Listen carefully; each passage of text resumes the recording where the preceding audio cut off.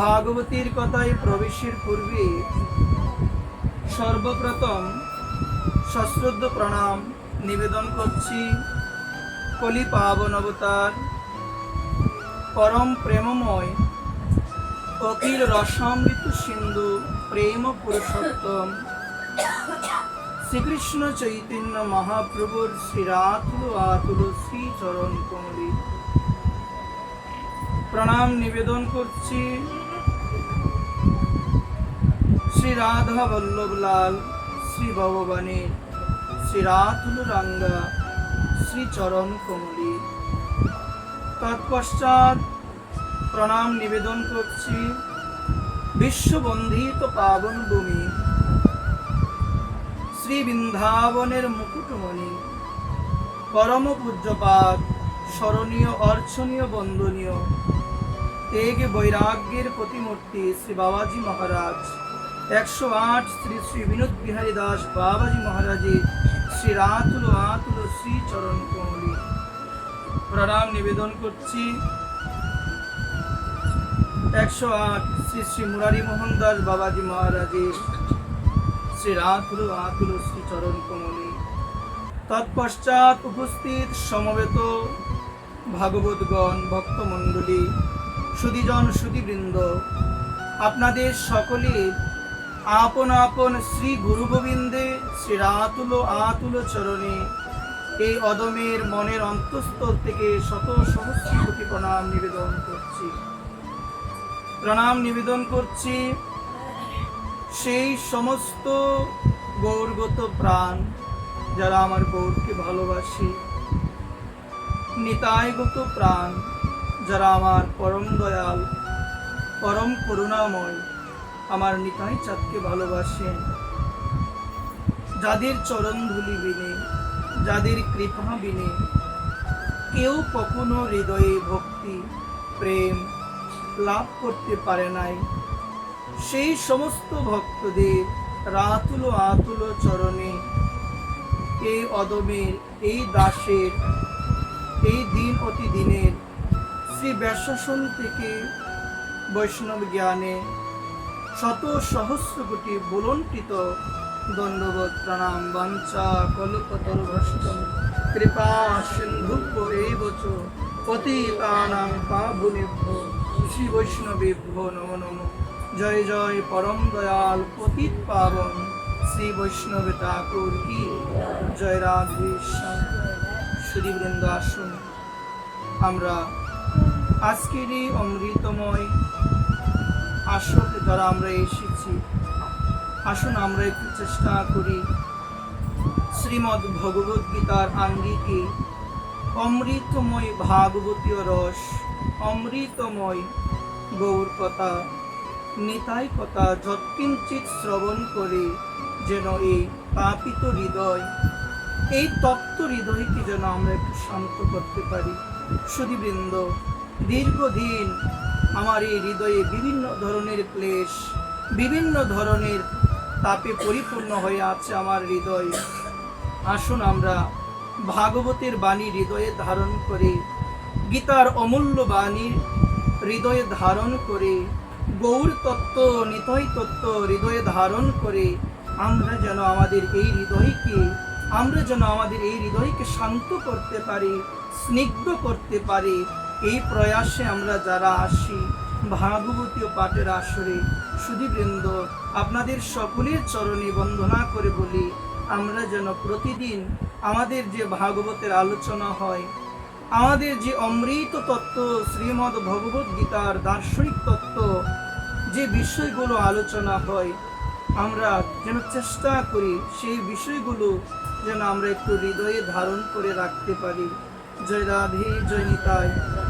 সুধীবৃন্দ, এই অমৃতময় মাস, যে মাসের মধ্যে আমরা আজকে শ্রী ভক্ত অঙ্গনে মহতি ভাগবতীয় রসের আয়োজন করা হয়েছে, কথার আয়োজন করা হয়েছে, আমরা এসেছি মহতি ভক্ত অঙ্গনে মহতি অমৃতময় ভাগবতীয় কথারস আস্বাদন করার জন্য, শ্রবণ করার জন্য। অত্যন্ত গুরুত্বপূর্ণ পবিত্রময় এক মাস, পুরুষোত্তম মাস, বিশেষ কৃপা লাভের মাস এই মাস। আমরা যারা এই মাসকে যথাযথভাবে পালন করছি, যারা আমরা যথার্থ গুরুত্ব সহকারে এই মাসের মধ্যে গোবিন্দের প্রীতি বিধানের জন্য আমরা যারা ভজন সাধন করছি, যারা আমরা ভক্ত সেবা বৈষ্ণব সেবা করছি, আমাদের জীবন ধন্য হয়ে যাবে। শাস্ত্র বললেন, কেউ যদি যৎকিঞ্চিত যদি কেউ ভজন করতে পারে, যৎকিঞ্চিত কেউ যদি একটু সাধন করতে পারে, এই পুরুষোত্তম মাসের মধ্যে তার এই সাধের মনুষ্য জীবন সার্থক হয়ে যাবে।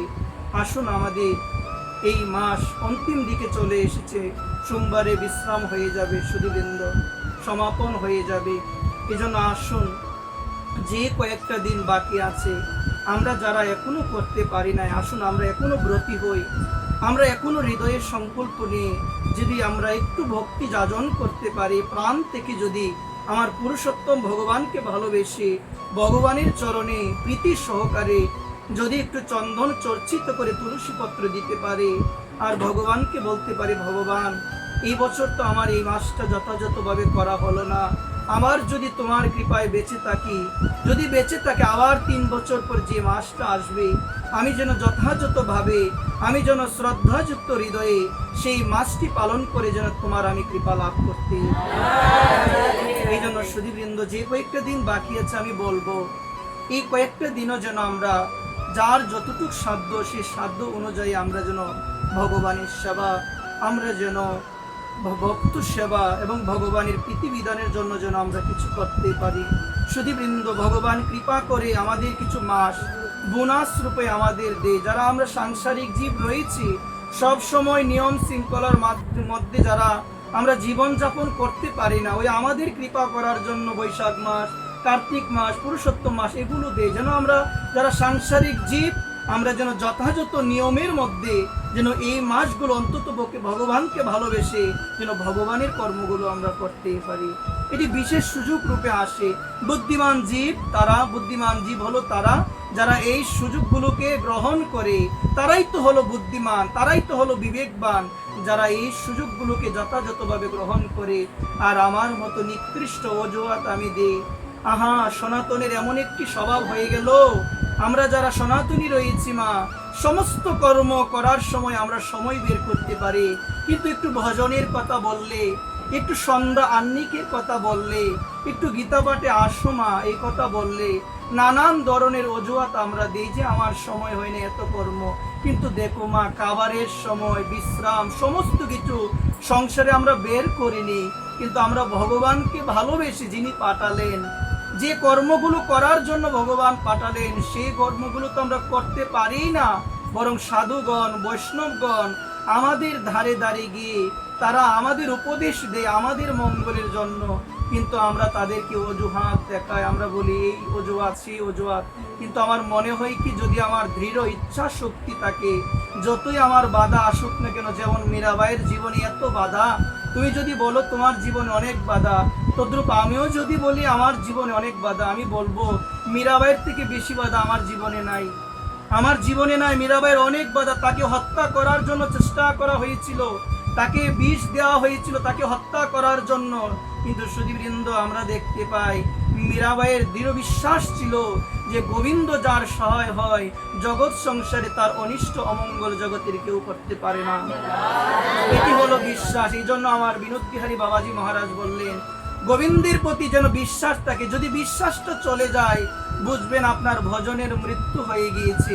এই জন্য যে কোনো পরিস্থিতি, সেটা কঠিন হতে পারে, সেটা স্নিগ্ধ পরিস্থিতি হতে পারে, আসুন সমস্ত পরিস্থিতির মধ্যে সংসারে কারো প্রতি বিশ্বাস না রেখে আমরা যদি আমাদের প্রাণ গোবিন্দের উপরে বিশ্বাস রাখতে পারি, জগতের কেউ বাঁচাতে পারবে না, সংসার সাগর থেকে বাঁচাতে পারবে আমার পরম দয়াল শ্রী নিতাই চাঁদ, আমার পরম দয়াল শ্রী গুরু মহারাজ। আসুন যে সময় আছে আমরা যেন সেই চরণে আত্মসমর্পণ করি, কারণ জগতে দেখবেন যার থেকে কিছু পাওয়ার আমার আশা আছে, তার সাথে সম্পর্ক করি কিনা? আমি আওয়াজ দিয়ে বলো, যার থেকে কিছু পাওয়ার আশা আছে তার সাথে দেখবেন আমার একটা ভালো সম্বন্ধ থাকে। কেন? তার সঙ্গে সম্বন্ধ থাকলে তার থেকে আমি কিছু পাবো। কিন্তু এই জায়গায় বললেন মনুষ্য জীবনের একমাত্র পাওয়া হলো ভক্তি, মনুষ্য জীবনের একমাত্র পাওয়া হলো কৃষ্ণ প্রেম। কিন্তু আজকে না বুঝতে পেরে জগতের মানুষের সঙ্গে সম্বন্ধ করি আমরা কিছু আর্থিক সহায়তা, কিছু জিনিস পাওয়ার জন্য, কিন্তু ভুলে যায় যে জিনিসটি পেলে আমার ইহকাল পরকাল সুখময় হবে, যার সঙ্গ করলে আমার জীবন সুন্দর হবে, যার সঙ্গ করলে আমার জীবনটা গঠন হবে, আজকে সেই সঙ্গ আমরা কেউ করতে চাই। ওই জন্য বলেন যেখানে গেলে আমি কিছু পাবো সেই জায়গায় যেন আমরা যাই। তাহলে কোন জায়গায় যেতে হবে? আসুন আমরা সবাই সেই চরণের দিকে আমরা অভিলাষী হই। সেই চরণটাই হলো আমার গৌরগত প্রাণ, নিতাইগত প্রাণ, আমার গুরু বৈষ্ণবের চরণ। এই চরণে যে একবার আশ্রয় নিতে পারে, এই চরণে যে একবার আশ্রয় নিতে পারে, তার মতো ধনী জগতে আর কেউ হতে পারে না। এই জন্য সুধীবৃন্দ, আমরাও যেন যে সময়গুলো আমাদের অবশিষ্ট রয়েছে, আমরাও যেন যথাসাধ্য চেষ্টা করি এই সঙ্গের প্রভাবকে যেন আমরা জয় করতে পারি। আজকাল সঙ্গের প্রভাবে কি না হয় মা, আসুন আমরা এই প্রসঙ্গে একটু মহাভারতে প্রবেশ করি।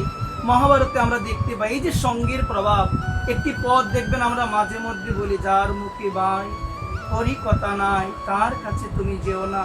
আজকে আমরা এই জায়গায় একটু জানি যে সঙ্গের প্রভাবে কি হয়। এত তেজস্বী, এত শক্তিশালী, এত বীরবান, এত বীর্যবান, যার নাম ছিল কর্ণ। কর্ণের অনেক শক্তিশালী, অনেক শক্তিমান ছিল সে। এত শক্তি ছিল যে অর্জুন তার সঙ্গে যুদ্ধ করেও পারবে না, এত শক্তি ছিল। কিন্তু মা, আজকে আমরা মহাভারতে দেখতে পাই কর্ণের পতনের একমাত্র কারণ হলো সে সঙ্গ দিয়েছিল দুর্যোধনের, এই জন্য তার পতন হয়েছে মা। আজকে কর্ণ যখন এই হস্তিনাপুরের রাজসভার মধ্যে, সুধীবৃন্দ মন দিয়ে শুনি, যখন দ্রৌপদীর বস্ত্র হরণ করা হবে, কর্ণের মতো একজন এত প্রজ্ঞাশালী, এত ব্যক্তিত্ব সম্পূর্ণ, এত তেজস্বীশালী, এত দানবীর, তার মতো দান জগতে কেউ করতে পারবে না। এত দান জীবনে তিনি করেছিলেন। আজকে ওই কর্ণের জীবনীতে দেখতে পায় এত জ্ঞানবান, এত দানবান, এত প্রজ্ঞাশালী, এত বিবেকবান, তার সমস্ত বিবেক আজকে নষ্ট হলো দুর্যোধনের সঙ্গ দেওয়ার জন্য। এমন বিবেক নষ্ট হলো, যখন দ্রৌপদীর বস্ত্রহরণ হবে তিনি দুর্যোধনকে উপদেশ করলেন যেন দ্রৌপদীকে নির্বস্ত্র করে তার কুলের মধ্যে বসানো হয়। এত প্রজ্ঞা, এত বুদ্ধি, এত জ্ঞান সব নষ্ট হবে যদি সঙ্গের প্রভাব আমার খারাপ হয়ে যায়। সঙ্গ পারে না কিছু, এমন কিছু নাই। আপনি সাধু হন, সঙ্গ আপনাকে নাড়িয়ে দিতে পারবে। আসুন আমরা সঙ্গ বিষয়ে একটু আবার জানি। আবার আমরা একটু রামায়ণে যদি যাই, আমরা দেখতে পাই কুন্তির জীবনও আমরা পেয়েছি, এবং রামায়ণের মধ্যে খুব সুন্দরভাবে আমাদের জানিয়েছেন। আসুন আমরা সেই রামায়ণে প্রবেশ করি, সেই রামায়ণ থেকে একটি লীলা আমরা হৃদয়ঙ্গম করার চেষ্টা করি। রামায়ণে আমরা দেখতে পেয়েছিলাম কৈকির জীবনী। কৈকি ছিল একজন বিদুষী নারী, প্রজ্ঞাশালী নারী। কৈকির মধ্যে এত শক্তি ছিল, এত বিবেকবান ছিল। কৈকির কারণে দশরথ অনেক যুদ্ধের মধ্যে জয়লাভ করেছে, অনেক যুদ্ধের মধ্যে। কিন্তু আজকে ওই কৈকির জন্য দশরথের মৃত্যু হলো। আজকে ওই কৈকির জন্য ভগবান রামচন্দ্র আজকে বনবাসে গেলেন। ওই কৈকির জন্য সমগ্র অযোধ্যা আজকে কেমন জানি হয়ে গেল, আহাকারে পরিপূর্ণ হয়ে গেল। কেন মা? আসুন আমরা জানি আজকে এত বিদুষী একজন নারী, প্রজ্ঞাশালী নারী, কেন এমন হলো মা? আসুন আমরা এই বিষয়ে একটু জানি। সে সঙ্গ করেছিল মন্থরার। মন্থরার সঙ্গ করার কারণে তার বিবেক, তার বুদ্ধি নষ্ট হয়ে গিয়েছিল। সমাজে আমরাও তো, সমাজে আমাদেরও এমন দশার কথা না বলি, সমাজে আমাদেরও এমন দশা হয় মা। আজকে দেখুন মা, বিবেকবান মানুষ সাধু ও সঙ্গ প্রভাবে অন্যের নিন্দা করে। কেন করে? এটি সঙ্গের প্রভাব। কৈকির মতো একজন বিদুষী নারী, সে যদি মন্থরার মতো কুপরামর্শ গ্রহণ করে আমার ভগবানকে বনবাসে পাঠাতে পারে, আমার ভগবানকে নির্বাসনে পাঠাতে পারে, যার জন্য দশরথের মৃত্যু হলো। সমগ্র অযোধ্যাবাসী আজকে আহাকারে পরিপূর্ণ হয়ে গেল। তো এই জন্য বললেন সঙ্গকে আসুন আমরা জয় করি। লাগবে না মা? সঙ্গকে আসুন আমরা জয় করি। আমরা এই সঙ্গের প্রভাবকে জয় করার চেষ্টা করি। এটি হলো আমাদের জীবনের মূল সাধনা। যে যার সঙ্গ করবে তার রঙ্গ সে লাভ করবে। এই জন্য বললেন আমাদের শাস্ত্র, যার মুখে বাই করি কথা নাই তার কাছে তুমি যেও না। যার সঙ্গ করলে ভগবত বিশ্বাস তোমার নষ্ট হয়ে যাবে, যার সঙ্গ করলে কৃষ্ণের প্রতি থেকে বিশ্বাস নষ্ট হয়ে যাবে, যার সঙ্গ করলে হৃদয়ে কাম বাসনা আসে, যার সঙ্গ করলে হৃদয়ে কাম আসে বাসনা আসে, বললেন শাস্ত্র তার সঙ্গ ত্যাগ করে দাও।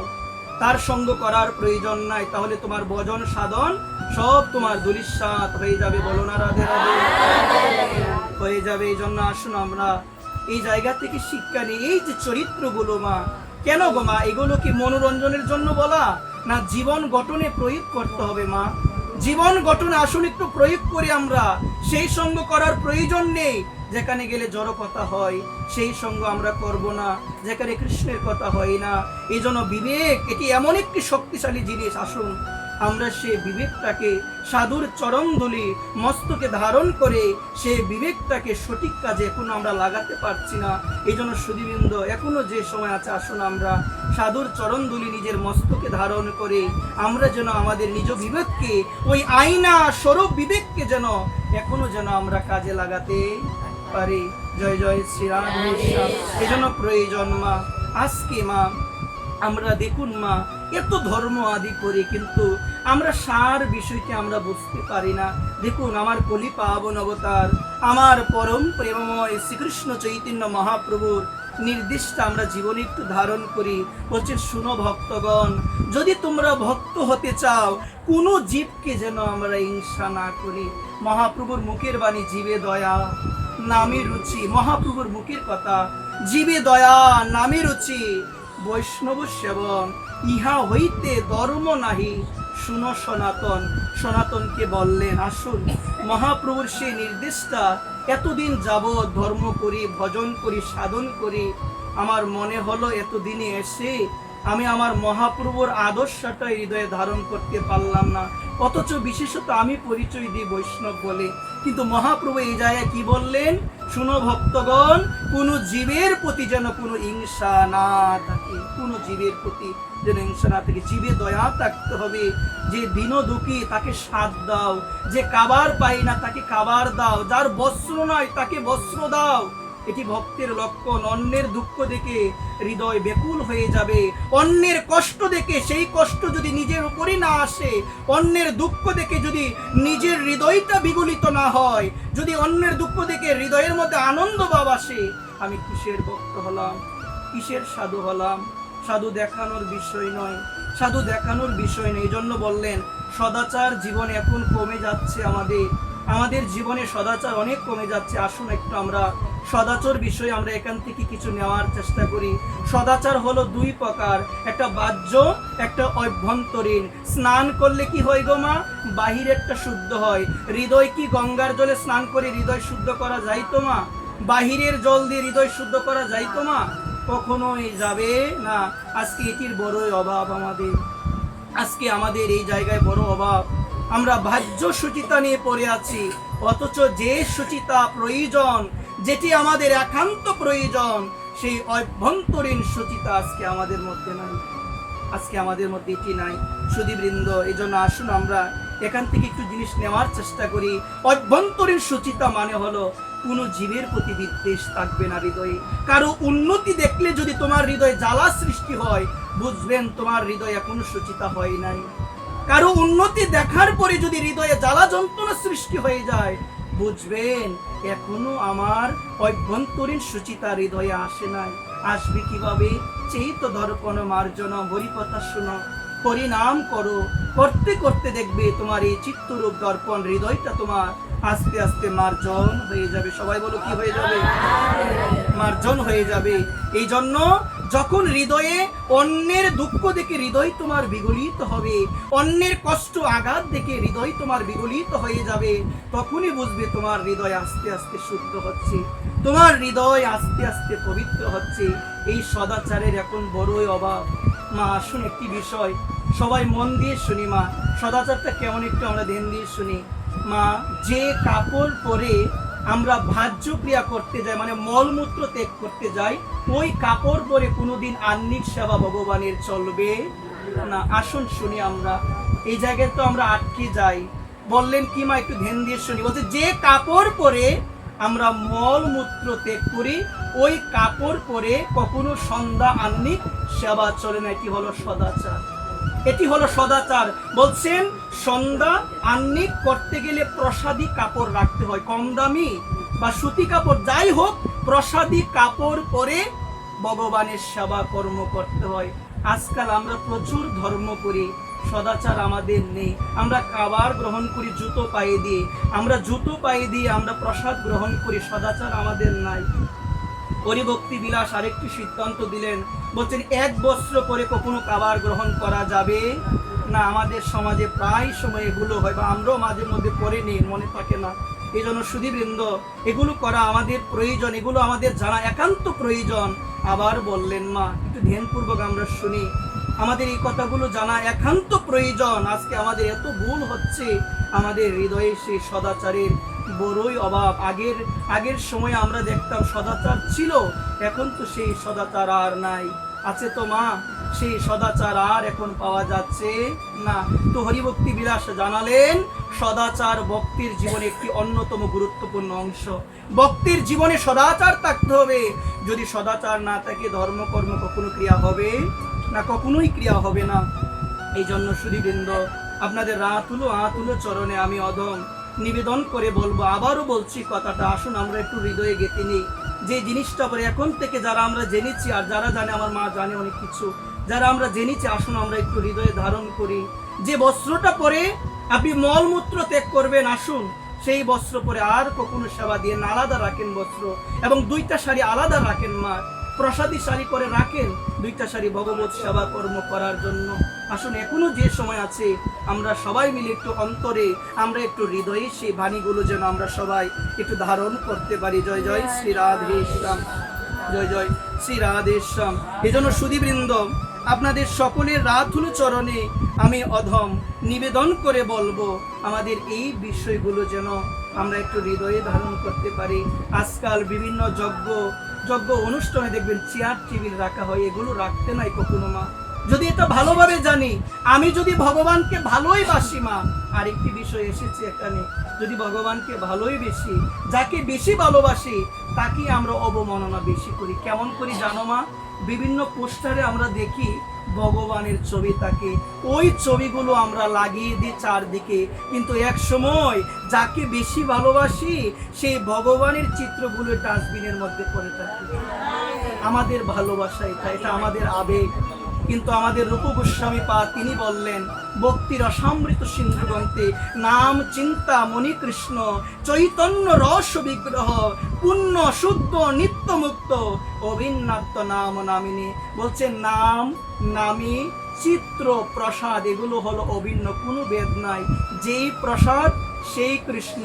প্রসাদ যদি শুকনো হয়ে যায়, প্রসাদের অবমাননা করা যাবে না। প্রসাদ যদি বাসিও হয়ে যায়, এটি হলো প্রসাদ, এটির অবমাননা করা যাবে না। যে প্রসাদের অবমাননা করে, বুঝবেন সে ভগবানের কৃপা করুণা থেকে বঞ্চিত।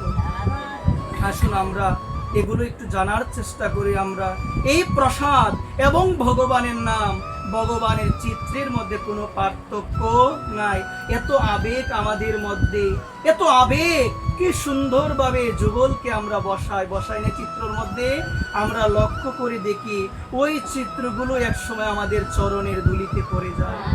আহা, এটি হলো আমাদের বর্তমানের ভালোবাসা গোবিন্দের প্রতি। এটিকে ভালোবাসা বলে না মা। এই আবেগ দিয়ে কখনো ধর্ম প্রকৃতপক্ষে হয় না। এই জন্য সুধীবৃন্দ, আমরা যদি মনের অন্তঃস্থল থেকে এই বিষয়গুলোকে আজকে হৃদয়ে ধারণ করতে পারতাম, আমাদের পরিবর্তন হতো। আজকে গোবিন্দের প্রতি ভালোবাসা নেই। প্রথম অবস্থায় ভালোবাসা থাকে, আস্তে আস্তে ভালোবাসা আবার কমে যায়। প্রথম অবস্থায় সাধুর প্রতি শ্রদ্ধা থাকে, আস্তে আস্তে কমে যায়। কেন কমে যায়? কেন কমে যায়? শাস্ত্র বললেন, মহাজন বললেন, অজানা তোমার সাধু চরণে, বৈষ্ণব চরণে, গুরু চরণে অজানা তোমার অপরাধ হচ্ছে, নাম অপরাধ হচ্ছে।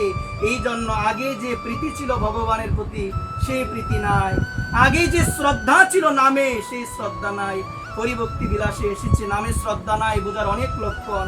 হরিভক্তি বিলাস থেকে আসুন আমরা একটু আজকে জানার চেষ্টা করি। তো ওই জায়গার মধ্যে হরিভক্তি বিলাসে বললেন নারদ পঞ্চরাত্র থেকে এখানে গোপাল ভট্ট গোস্বামীপাদ এবং সনাতন গোস্বামীপাদ উদাহরণ দিয়েছেন মা, বলছেন বাক প্রয়োগ করতে করতে জপ করিলে তা বিফল হয়ে যায়।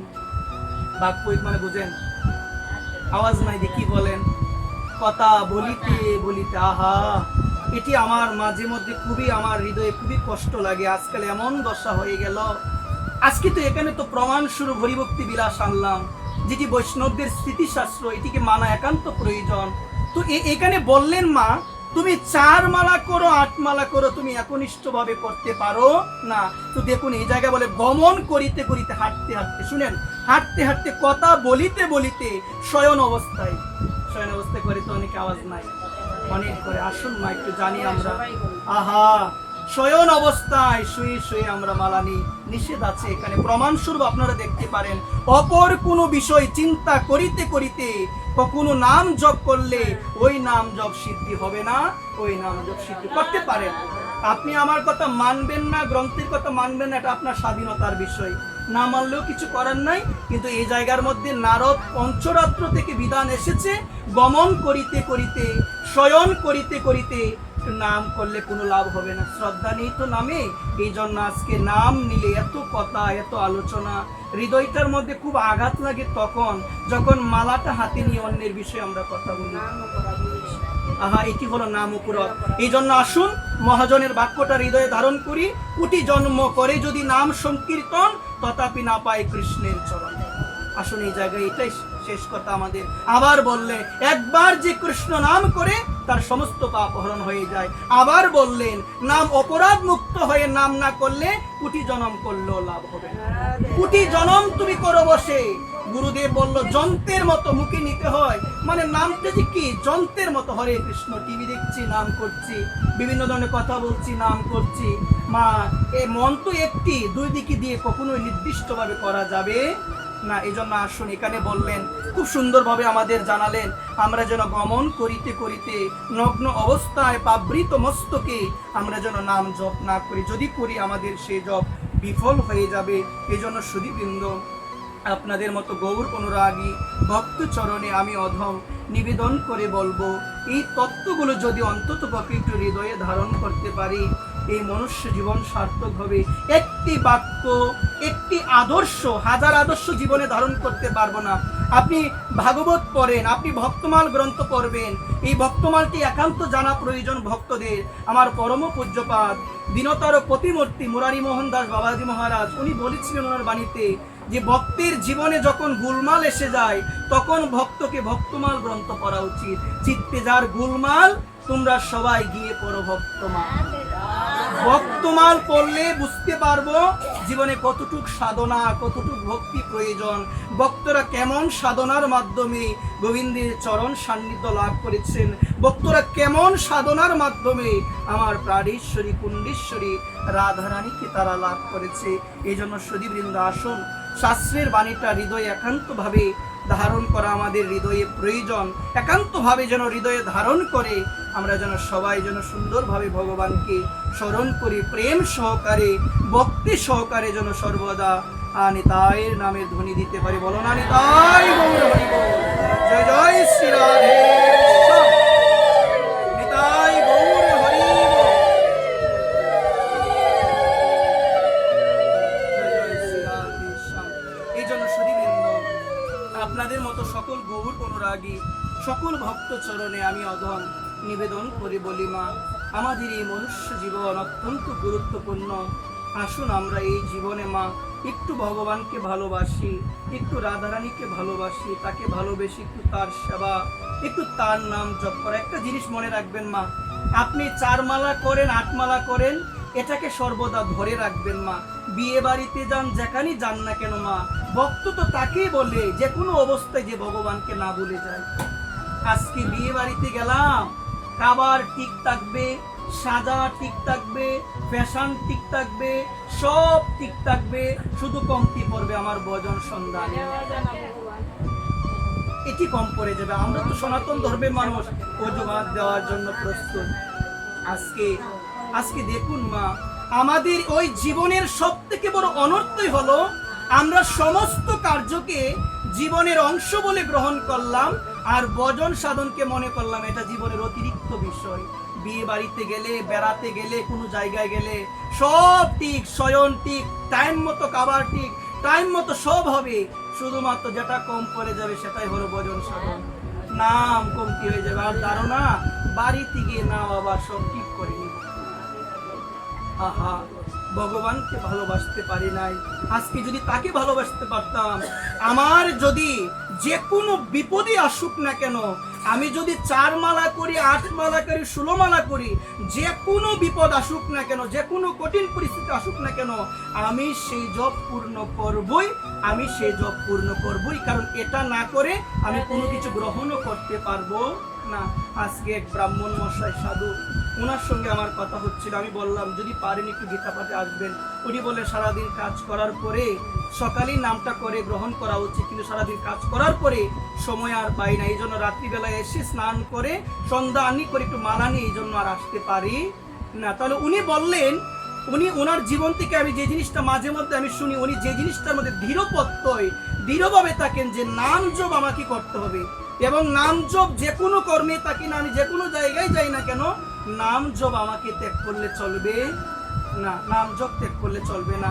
আজকে তো আমার অনেক সনাতনী মা আছেন, স্নান করে ঠাকুর সেবা না দিয়ে, সন্ধ্যা না করে, চা আদি গ্রহণ করে কিনা মা? অনেক আছে। এটি করলে যে কি পরিমাণ অপরাধ হয়, কি পরিমাণ অপরাধ হয় বলার বাইরে। আসুন আমরা সনাতনী, আমাদের প্রত্যেকের হৃদয়ে আজকে এটি ধারণ করা প্রয়োজন। কিন্তু আজকে যদি অসুস্থ বেশি থাকে এটা আলাদা বিষয়, অসুস্থের জন্য বিধিবিধান দিয়েছেন, অসুস্থ আপনি আলাদা বিধান। সকালবেলা শুরু করবেন করাগ্র দর্শন করে, আজকে সকালে আমাদের শুরু হয় নিন্দা করে, সমালোচনা করে, অন্যের দোষ দেখে। সকালবেলাটা আমার শুরু হবে ভগবানের চিত্রপট দেখে, করাগ্র বসতি লক্ষ্যে, কর মধ্যে সরস্বতী, করমূলে গোবিন্দ প্রভাতি শ্রী কর দর্শনম।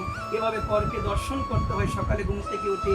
করাগ্রে বসতি লক্ষ্মী, করাগ্রে কে তাকে সবাই বলো, কর মধ্যে কে তাকে সবাই বলো, সরস্বতী করমূলে গোবিন্দ। বলছেন শাস্ত্র, করাগ্রে বসতি লক্ষ্মী, কর মধ্যে সরস্বতী, করমূলে গোবিন্দ প্রভাত শ্রী কর দর্শন। এভাবে করটা দর্শন করতে হয়। ভূমিতে চরণ রাখার পূর্বে ভূমি দেবীকে প্রণাম করতে হয়, প্রণাম করে নামবেন, তুলসী মহারানীকে দর্শন করবেন। শাস্ত্র বললেন তুলসীকে দেখিলে আমার সর্ব পাপ দূরে যায়। এজন্য আমরা সবাই মন থেকে বলি জয় জয় শ্রী তুলসী মহারানী, জয় জয় শ্রী তুলসী মহারানী, জয় রাধে। আসুন আমরা এইভাবে যদি কিছু করতে পারি, টাইম টু টাইম যে ভজনগুলো করা প্রয়োজন, সংসারে আছি অনেক কিছু করতে হবে, করি না, বাধা তো নাই, কিন্তু আমার তো 2 ঘন্টা 3 ঘন্টা বা 1.5 ঘন্টা বা 1 ঘন্টা একটু ভগবানকে দেওয়া প্রয়োজন। আজকে না দিলে হবে না মা, হবে না। এই জন্য সারা জীবন না ডাকলে মৃত্যুর সময় হরিনামের ডেপুর তোমার জীবনে কখনো আসবে না, কখনোই আসবে না। এই জন্য ভগবান গীতায় বললেন অন্তকালে চ মামেব। তো আমি গতকাল একটি বিষয় বলেছিলাম, আমি যে জিনিসটা খাবো সেই জিনিসের তো ডেকুর আসবে, আসবে কিনা বলেন? তাহলে আমার যদি সারা জীবন হরিনামের বিন্দু পরিমাণের স্পর্শ হৃদয়ে না থাকে, সেইটা কখনো আমার কর্ণে সেদিন যাবেও না, আমি বলতেও পারবো না। এই জন্য ভগবানও গীতায় বললেন অন্তকালে চ মামেব স্মরণ মুক্তা কলেবরম। হচ্ছে অন্তিম কালে যে আমাকে স্মরণ করে এ অর্জুন, সে আমার চরণ লাভ করে, সে আমার চরণ লাভ করে। এই জন্য আপনারা গৌর অনুরাগী জন, নিতাই অনুরাগী জন, সুধীবৃন্দ, আপনাদের রাতুল চরণে আমি অধম নিবেদন করে বলি, আমরাও যেন শ্রদ্ধা ভক্তি সহকারে যেন সবাই আমরা ভগবানকে স্মরণ করি। আর আমাদের হৃদয় থেকে যে হিংসাগুলো রয়েছে এগুলো মুছে ফেলে আমরা সনাতনী, সবাই আমরা এক, বিভেদ কিসের? সবাই আমরা সমস্ত বিভেদ, মতপথ থাকবে। কেউ সৌরমতে আছেন, কেউ গানপত্য মতে আছেন, কেউ সৌর গানপত্য, কেউ শক্তিমতে আছেন, কেউ বৈষ্ণব মতে আছেন। সব মত পথ নির্বিশেষে আমরা হলাম সবাই সনাতনী, আমাদের ঐক্যতা প্রয়োজন। আর আমাদের একটা জিনিস মনে রাখতে হবে, আমরা সবাই আমরা যে পথে আছি ওই পথটাকে শ্রেষ্ঠ বলি, এবং আমাদের যিনি ইষ্টদেব, আমাদের ইষ্টদেব আমার কাছে সেরা, সেটা আমি আরেকজনের কাছে চাপাতে যেন না যাই। আমার গুরুদেব আমার কাছে ভগবান, আমি যেন সেটা অন্য আরেকজনের কাছে গিয়ে না বলি যে আমার গুরুদেব তোমার কাছে ভগবান, ওই রকম না বলি। সে মনে করবে, কারণ গুরুতে কখনো ভেদাভেদ হয় না। এই জন্য বাবা মহারাজ তার বাণীতে বললেন, গুরু বায়ে যার শ্রদ্ধা নাই, হৃদয়ে ভক্তি নাই, বুঝবে গুরুর প্রতি তার কোনো প্রেম নাই। গুরু ভাই আছে তো। এখন আমি বলি, যদি গুরু ভাইকে কি বলবেন, মুরারি বাবার সামনে যদি কথাটি বলতেন যে গুরু ভাই, একই গুরু শিষ্যকে যদি গুরু ভাই বলতেন, বাবা শাসন করতেন।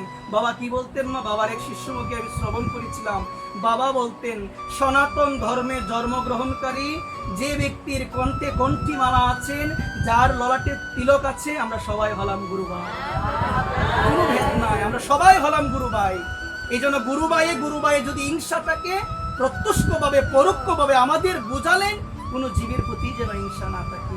হিংসা এসেছ, বিনাশের সম্ভাবনা আমি নিজেই পথ করে দিলাম, একদিন না একদিন আমার বিনাশ হবে। এজন্য হিংসা আছে বিদায় একজনের সঙ্গে সম্বন্ধ থাকলো আমরা তার নামে নিন্দা সমালোচনা করি তো আমরা সবাই। এই জন্য আমরা জগতের সম্বন্ধ যেন কেউ আর না করি। আসুন মা, জগতের সম্বন্ধ যেন আমরা কেউ না করি।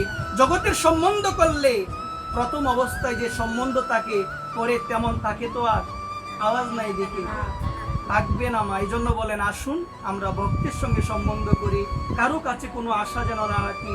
শাস্ত্র বললেন, আশাহি পরমম দুঃখ নৈরাশ্য পরমম সুখ। কারো কাছে আশা রেখেছো মানে তার থেকে বেশি কষ্ট পাবে। কারো কাছে আশা রাখবো না, শুধু থাকবে নিরাশা। আর একমাত্র আশা হলো আমার নিতাই চরণ, আমার নিতাই চরণে। নিতাই নিতাই আমাকে কৃপা করবে। জগতের মানুষ আমার অবগুণ দেখতে পারে, আমার খারাপ কিছু দেখতে পারে, কিন্তু নিতাই চরণে যে মন প্রাণ নিবেদন করে বলে, নিতাই আমি তোমার হলাম, নিতাই বলল তাকে রক্ষা করার দায়িত্ব আমার। এই জন্য বললেন, বব পারে কে যাবি রে আয়, ওই দেখে যা আমার নিতাই মাঝি ডেকে ডেকে যায়। এমন দয়ালু কোনো যুগে ছিল না, কোনো যুগে হবে না। এমন দয়ালু নিতাই পেয়ে যে জন নিতাই নাম না স্মরণ করিল, না বুঝিল নিতাই চরণ, তার এই জনম বৃথা, তার এই মনুষ্য জীবনী বৃথায় চলে গেল। এই জন্য বললেন, নিতাই পদকমল কোটি চন্দ্র সুশীতল, যে ছায়ায় জগৎ জোড়ায়। নিতাই গুণমণি আমার, নিতাই গুণমণি, আনিয়া প্রেমের বন্যা নিতাই বাসালো অবনী। যে ওই বন্যায় না বাসিল তার জনম গেল অধোগতি। এই জন্য লোচন বলে, মোর নিতাই জবানা বুঝিল, জানিয়া শুনিয়া সে গো আত্মঘাতী হইল। নিজের হত্যা নিজেই করলো, এত সুন্দর মানব জীবন নিজেই শেষ করে দিল যে নিতাই না বুঝিল। আসুন আমরাও সবাই গুরু চরণে আত্মসমর্পণ করি, আমরা নিতাই চরণে শরণ নিই এবং প্রাণ ভরে যেন আমরা বলতে পারি, নিতাই আমি তোমার চরণে শরণ গ্রহণ করিলাম। জয় জয় শ্রী রাধে শ্যাম, নিতাই গৌর হরি বল। সুধীবৃন্দ, আসুন আজকের এই ভাগবত পাঠ এখানে বিশ্রাম দিই। দেওয়ার পূর্বে উপস্থিত সুধীবৃন্দ, গৌর অনুরাগীজন, নিতাই অনুরাগীজন, আপনাদের পথ থেকে শ্রী রাতুল আতুল চরণে আমি অধম আরেকটু বলতাম মা, জয় রাধে, জয় নিতাই। গরম বেশি তো এই জন্য বলছি, জয় রাধে শ্যাম। সুধীবৃন্দ, আপনাদের সকলের ভক্ত চরণে মা, ভক্তদের যদি কষ্ট হয় দুইটা দিক বিচার করা প্রয়োজন। হয়তো বা মনে মনে আসবে, আমি তো আরামের মধ্যে আছি, সব দিক আমার ওই মায়াদের বাসা রাধের শ্যাম শুনেন, তারা তো পাচ্ছে না বাতাস, তো আমার জয় রাধে, জয় নিতাই, জয় রাধে শ্যাম, জয় নিতাই। এই জন্য সুধীবৃন্দ, আসুন, জয় নিতাই, জয় গৌর, জয় রাধে। মা একটু কথা বন্ধ করি, আসুন আমরা একটু আলোচনা করে এখানে বিশ্রামে যাই। জয় রাধে, জয় নিতাই, জয় গৌর, জয় রাধে। সুধীবৃন্দ, গৌর অনুরাগীজন, আপনাদের পথ থেকে রাত হলো চরণে নিবেদন, রাধে শ্যাম। মা শুনি, অল্প সময় শুনি আমরা। এই জন্য আসুন আমরা যেন এখনো যে সময় আছে এই মায়ার সংসার থেকে উত্তীর্ণ যদি আমরা হতে চাই, ইচ্ছা যদি হৃদয়ে থাকে, আমরা যেন ভক্ত চরণের শরণ নেই, আমরা যেন গোবিন্দের একান্ত অনুগত ভক্ত চরণের শরণ নেই, মায়ার সংসারে আর যেন ঘুমিয়ে না থাকি। এজন্য মহাপ্রভু ডাক দিলেন সবাইকে, জীব জাগো, জীব জাগো, বুড়া চাঁদ বলে কত নিদ্রা যাও গো তোমরা মায়া পিশাচির কোলে। আর যেন ঘুমিয়ে না থাকি, আর যেন মায়ার সংসারে নিদ্রায় আচ্ছন্ন না হই, আমরা সবাই যেন একবার প্রাণ ভরে আমরা যেন দুই বাহু প্রসারিত করে নিতাই চরণে গৌর চরণে যেন আত্মসমর্পণ করি। নৌকা দিয়ে যাচ্ছিলাম এক জায়গায়, নৌকা থেকে পড়ে গেলাম সাগরের মধ্যে, নদীর মধ্যে। আজকে আমি যদি সেই নদী থেকে বাঁচতে চাই, উদ্ধারের ইচ্ছা হৃদয়ে থাকে, তাহলে তাদেরকে দেখে আমার দুইটা বাহু প্রসারিত করে দিয়ে বলতে হবে, আমাকে তুমি উঠিয়ে নাও, তাহলে তো তুলতে পারবে। আজকে যদি নদীতে পড়ে গিয়ে দুইটা বাহু আমি না তুলি, দুইটা বাহু যদি না তুলে বলি আমাকে বাঁচাও, আমাকে তো বাঁচাতে পারবে না। ওই জন্য বললেন আমরাও ভবসাগরে হাবুডুবু খাচ্ছি, মায়ার সাগরের মধ্যে আমরা কৃষ্ণ বিমুখ হয়ে মায়ার সংসারকে হৃদয়ে আপন ভেবে আমরা সবাই হাবুডুবু খাচ্ছি। এখন আমাদের যদি ওই মায়ার সংসার সাগর থেকে উত্তীর্ণ হওয়ার যদি হৃদয়ে আকাঙ্ক্ষা থাকে, তাহলে মহাজন বললেন তোমরা সংসারে থেকে তোমরা যদি দুই বাহু প্রসারিত করে গুরুদেবের শ্রীচরণে নিতাই চরণে আত্মসমর্পণ করতে পারো, তোমরা অচিরাত সাগর উত্তীর্ণ হতে পারবে। নিতাই বললেন তেষাম অহম সমুর্ধতা। ভগবান বলেন অর্জুন, আমি সেই ভক্তকে অচিরাত মানে অল্প সময়ের মধ্যে অর্জুন আমি তোমায় কথা দিচ্ছি অর্জুন, তেষাম সমুদ্রতা মৃত্যু সংসার সাগরাত। অর্জুন এই সংসার হলো মৃত্যুময়, এখানে চিরদিন কেউ অমর হতে পারবে না। পারবে তো কেউ অমর হতে মা? কেউ পারবে না মা। আমাদের দেহের একদিন বিনাশ আছে, কিন্তু মা আজকে মা এই দেহটা পেলাম, ভজন সাধন যদি না করি আমরা কিন্তু আমাদের আত্মারও একটা ক্ষতি করে আমরা ফেলবো। যদিও আত্মার বিনাশ নাই, ক্ষতিটা কি জানো মা? ওই আমার ওই আত্মাটাই আবার 84 লক্ষ জনিতে ভ্রমণ করবে। আহা, কুকুর শ্রীগাল দেখো না তুমি, একটা ইঁদুরকে তুমি দেখো না কিভাবে মানুষ কি সুন্দরভাবে ইঁদুরটাকে ধরে, আহা নদীর জলের মধ্যে কিভাবে ডুবিয়ে মারে। আহা, আজকে ছোটবেলায় একটা জিনিস উপলব্ধিতে আসলো, সাঁতার দিতে গিয়ে একদিন যখন প্রথম সাঁতার শিখবো, যখন কোনোভাবে আর বোতলটাকে ধরতে পারছি না, মনে হয় প্রাণ যেন বেরিয়ে যাচ্ছে। আজকে আমার মতো হতভাগা আমি একটা জিনিস যদি বোঝার চেষ্টা করি, এক সময় আমিও তো ছিলাম মানব কুলে। আজকে যে ইঁদুরকে দেখতে পাচ্ছ হয়তোবা তারাও তাদের কর্মজনিত প্রারব্ধের জন্য এই জনিতে তারা এসেছে, আমিও তো আসতে পারি। দেখো এই জনিতে আসলে কি সুন্দরভাবে আটকে আমাদের নদীর জলের মধ্যে মারা হয়। উপলব্ধি হয়তো কি কষ্টটা? উপলব্ধি হয়তো হয় না। কেন হয় না? গুরুদেবের কৃপা হৃদয়ে পৌঁছায় না। গুরুদেব সবাইকে কৃপা করে, কিন্তু পাত্রের বড়ই অভাব। কলসি নিয়ে গেলাম, গড়া নিয়ে গেলাম নদীতে জল পরিপূর্ণ করে আনার জন্য, কিন্তু যতবারই যায় কিন্তু গড়া আর পূর্ণ হয় না। তো মহাজন বললেন তুমি গড়া নিয়ে নদীতে গেলে পূর্ণ করার জন্য, পূর্ণ হয় না, হবে কিভাবে? তোমার গড়ার মধ্যে ছিদ্র রয়ে গিয়েছে। তুমিও সাধুর কাছে গেলে, বৈষ্ণবের কাছে গেলে, কিন্তু তোমার দেহের মধ্যে ছিদ্র, ওই জন্য জ্ঞান তুমি ধরে রাখতে পারো না। এক কারণের ভিতর দিয়ে যায়, আরেক কর্ণের ভিতর দিয়ে বেরিয়ে যায়, এক কানে প্রবেশ হয়, আরেক কান দিয়ে চলে যায়। চিন্তা করো, এই আত্মার অধপতন আমরাই করছি। আমরা আজকে মানব কুলে জন্ম নিয়ে ভজন নাই, সাধন নাই, কোনো ধরনের কোনো উপবাস ভালোভাবে পালন নয়, শুধু টাকা টাকা টাকা। এই জন্য অনুকূল ঠাকুর তার বাণীতে বললেন মানুষ আপন টাকা পর, যত পারিস মানুষ দর, মানুষ যার স্বার্থ তার, পাওয়া তার ব্যস্ত নয়। জগৎ হয়ে গেল এখন উল্টো, টাকা আপন, আওয়াজ নাই, মানুষ উল্টো হয়ে গেল। তোমা জগতে এখন টাকাকে আপন করলো, মানুষকে আর আপন করতে পারলো না। এই জন্য সুধীবৃন্দ এটি জানা একান্ত প্রয়োজন। এই সংসার সাগর থেকে উত্তীর্ণ হওয়ার যাদের ইচ্ছা আছে, শাস্ত্র বললেন তোমরা কৃষ্ণ লীলা শ্রবণ করো। ভাগবতের শেষ উপদেশ, ভাগবতের মধ্যে শুকদেব গোস্বামী পাদের অন্তিম উপদেশই হলো সংসার সিন্ধু থেকে যারা তোমরা উদ্ধারের চেষ্টা করো, তোমরা কৃষ্ণ লীলা শ্রবণ করো, তোমরা কৃষ্ণ লীলা শ্রবণ করো, তোমরা ভাগবত লীলা শ্রবণ করো, তাহলে উদ্ধার আমরা পেতে পারবো। আজকে দেখুন আমরা যেন আর না ঘুমাই, মায়ার সংসারে যেন আর আমরা না ঘুমিয়ে থাকি। এক ব্রজবাসী মা আমার, তিনি বৃন্দাবনের পথে বের হয়েছেন এবং সবাইকে বলছেন তোমরা কেউ ঘুম রাখবে গো, আমি ঘুম বিক্রি করব। এই কথা যদি জগতের কেউ বলে, আমি বলবো তার মতো পাগল আর কেউ নাই। শাস্ত্র বললেন, যার চিত্তে কৃষ্ণ প্রেম করয়ে উদয়, তাহার বাক্য মুদ্রা ক্রিয়া বিজ্ঞ যারা পণ্ডিত তারাও বুঝে না।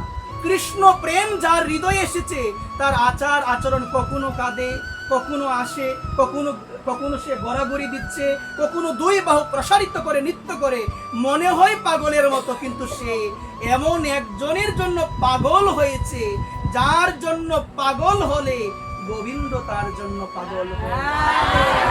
এই জন্য বললেন, রাধা রানীর জন্য যে পাগল হয়েছে, আমার গোবিন্দ তার জন্য পাগল হয়ে যায়, পাগল হয়ে যায়। এই জন্য কৃষ্ণ প্রেম যার হৃদয়ে এসেছে, তার কথাবার্তা আচার আচরণ নিতাই বলে কাঁদে, গৌর বলে কাঁদে, নিতাই বলে মূর্ছিত হয়ে যায়, নিতাই বলে ওই ধুলার মধ্যে গড়াগড়ি দেয়, কারণ ভক্ত জানে এই ধুলা কোনো সাধারণ ধুলা নয়। অঙ্গে মাখো মাখো রে এই না ব্রজের ধুলা, সেই ধুলা বাঞ্ছা করে আমার ব্রজের রায় কেন। এই জন্য আসুন, এই ধুলা সাধারণ ধুলা নয়। ব্রজবাসী মা বের হলেন, তোমরা কেউ ঘুম রাখবে গো। সবাই বলা বলি করতে লাগলো, মনে হয় পাগল হয়ে গিয়েছে।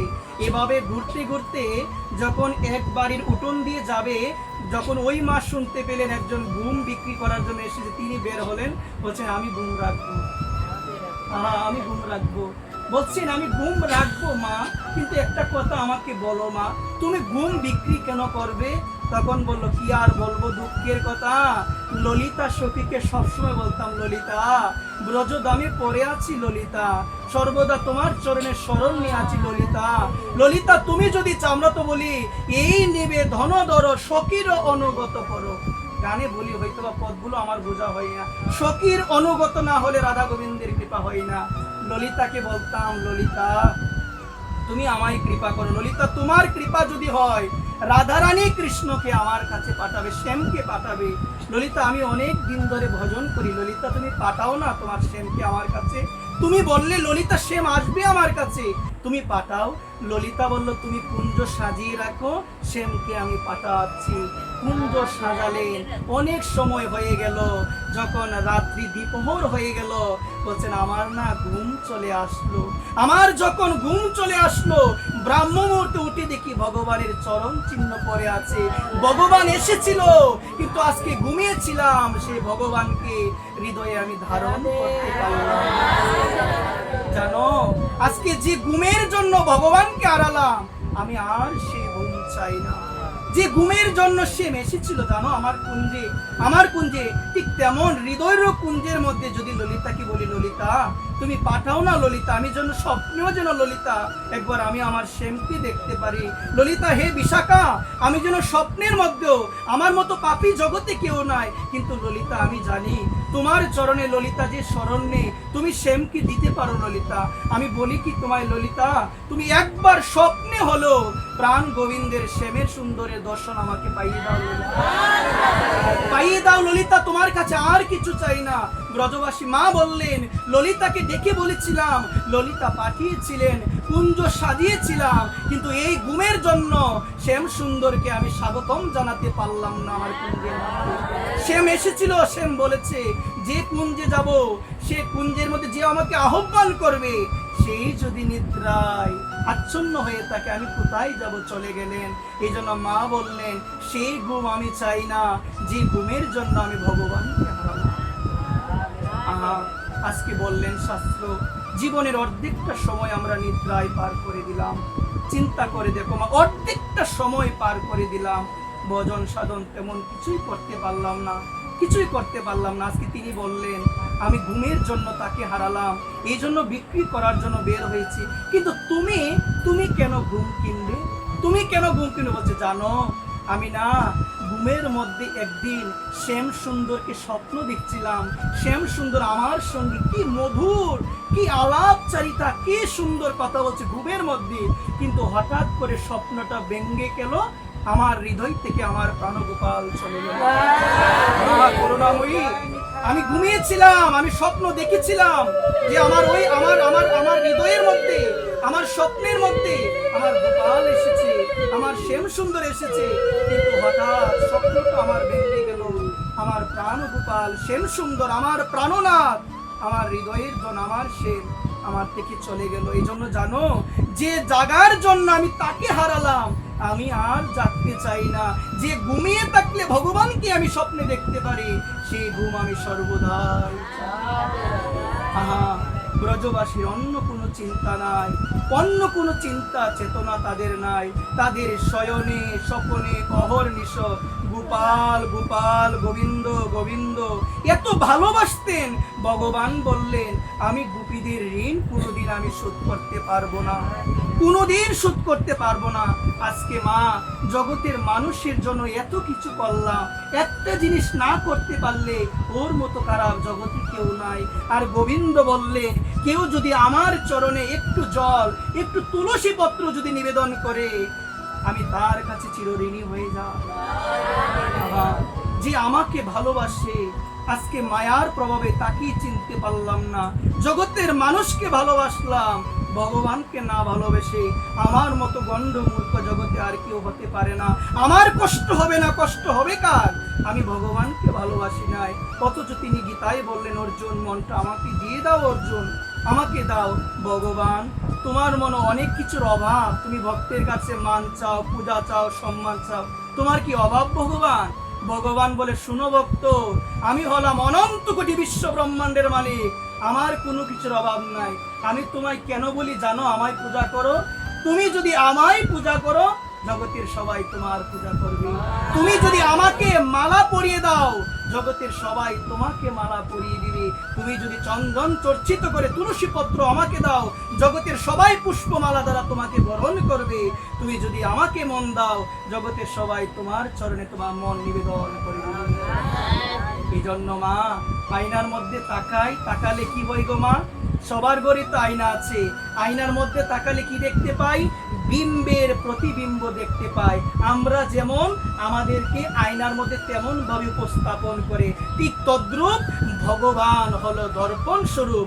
যে ভগবানকে ভালোবাসে, জগতের সবাই তাকে ভালোবাসে। আসুন আমরা সমস্ত বিভেদ, সমস্ত হিংসা মুছে গিয়ে গুরুকে আমরা স্মরণ করি। হতভাগা জগতে তার মতো কেউ নাই, যার গুরুদেব দেহ রেখেছে, তার মতো হতভাগা জগতে আর কেউ নাই। এই জন্য বললেন, গুরু কেমন ধন, চিনলি না রে মন, অমূল্য রতন সে যে পতিত পাবন। জয় জয় শ্রী সদ্গুরুদেব ভগবান, জয় রাধে। এজন্য আসুন আমরা সবাই মন থেকে ভগবানকে স্মরণ করি, রাধারানীকে স্মরণ করি, কৃষ্ণকে স্মরণ করি। মা, একটি নিবেদন, আপনারা অনেক কিছু করেন, মন্দির পরিক্রমা করেন, অনেক কিছু করেন। আমাদের আগামী সোমবার পুরুষোত্তম ব্রত সমাপন হয়ে যাবে। আসুন মা, আমরাও যেন শ্রদ্ধা ভক্তি সহকারে আমরা এই মাসটাকে যেন হৃদয়ে ধারণ করে শ্রী পুরুষোত্তম ভগবানের জয়ধ্বনি দিয়ে খুব সুন্দরভাবে যারা পালন করেছেন, ভগবানের কাছে প্রার্থনা করেন যেন সদা সর্বদা আমরা সাধু বৈষ্ণবীর চরণে আনুগত্য বজায় রেখে যেন আমরা ভজন সাধন করতে পারি। কখনো যেন গুরুদেবের উপরে আমরা না চলে যাই, কখনো যেন সাধুর উপরে আমরা না চলে যাই। এই জন্য হনুমান বললেন, ভগবানকে যদি পেতে চাও, সাধুর পিছনে পিছনে থাকো সর্বদা, পিছনে পিছনে যেন আমরা থাকি। হা নিতাই, হা গৌর, হা রাধে। আজকের এই অমৃতময় আসর আমরা এখানে বিশ্রাম দিই। আমার যে সমস্ত গৌরগত প্রাণ মায়েরা এসেছেন, মা, আপনাদের সন্তান হিসাবে আপনাদের থেকে বয়স, অভিজ্ঞতা, জ্ঞান, দক্ষতা সব দিক থেকে আমি অনেক নিচু। আপনাদের চরণে আমি নিবেদন করি, পাঠের মধ্যে অসংখ্য ভুল ত্রুটি হয়েছে, আপনারা মা সবাই ক্ষমার সুযোগ দৃষ্টিতে দেখবেন। জয় জয় শ্রী রাধে শ্যাম, নিতাই গৌর হরি বল, শ্রী রাধে শ্যাম। আসুন, যে গৃহে আমরা উপস্থিত হয়েছি, মনের অন্তঃস্থল থেকে সেই সমস্ত গৃহে যারা বাস করেন, ভগবান সবার মঙ্গল করুক, রাধারানী সবার মঙ্গল করুক। আমরা মনের অন্তঃস্থল থেকে আমরা তাদের জন্য প্রার্থনা করি, জগতে সবাই যেন সুখী হয়, সবাই যেন কৃষ্ণকে নিয়ে থাকতে পারে, সবাই যেন মনে প্রাণে কৃষ্ণকে স্মরণ করে, সবাই সুখী হোক, কেউ যেন দুঃখ ভোগ না করে। জয় রাধে, জয় নিতাই, জয় গৌর, জয় রাধে শ্যাম, নিতাই গৌর হরে।